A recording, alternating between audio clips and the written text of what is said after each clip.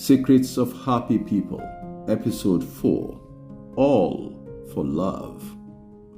I grew up alongside a very happy-go-lucky lad who today qualifies as a senior and retired citizen, but whose essential character has not changed. He has remained youthful in spite of age, jovial, playful, and clearly a happy person. In our youth, we knew him in our circle of friends as too stubbornly idealistic. Most of us guessed he would not go far in life, especially in our largely corrupt and materialistic environment where almost every process requires compromise in ideals. We did our best to advise our friend Karimu to change a bit, but he would not budge.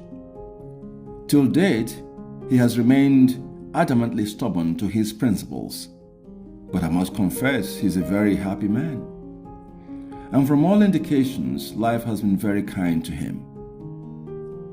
I have made a few assertions about the stubbornness and idealism, which I would like to illustrate with 3 quick instances.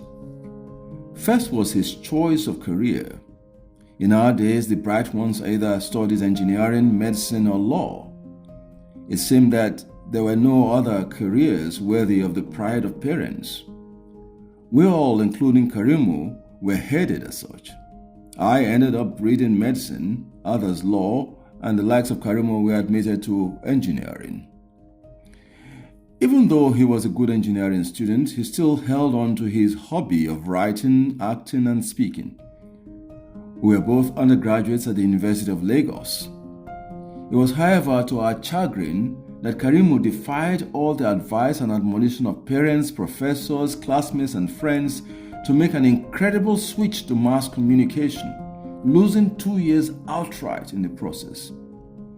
This, of course, incensed his parents and all who loved him because they had visualized him as a successful engineer. All counsel fell on his deaf ears. But I have to be honest and admit that stubborn Karimu appears today to be the happiest and clearly the most prosperous of those of us in the circle of friends. He displayed the same uncanny stubbornness in choosing a wife. I recall he was particularly sought after by daughters of big names, billionaire businessmen, university vice chancellors, TV personalities, bank MDs, etc.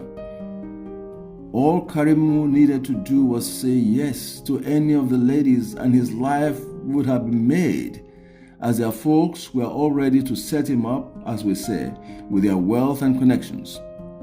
We, his friends, envied him and wondered why we did not have his luck. But again, Karimu shocked us all. He took a hapless, inexperienced young girl who had not even learned how to cook for a wife. His mother protested to high heavens, but to no avail. Karimu was bent on marrying his heartthrob and eventually did. Today, they have a lovely, happy family.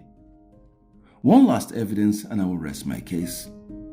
At some point after graduation from the university, Karimu was faced with taking up a job as a broadcaster with lowly earnings or a good administrative position in a bank with a fat salary. He got the offer for the latter through the connection of a friend of his family. But guess what? As usual, Karimu turned down the offer of the bank and took up the low-paying broadcast job. His reason?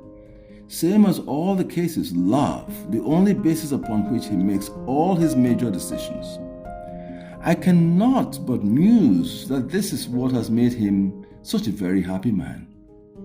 Karimu gets involved in nothing that he does not love.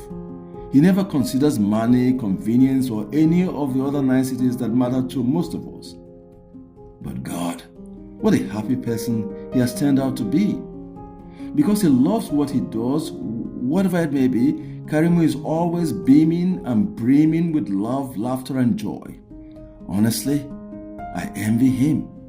I wish I had his guts to do only things that I loved.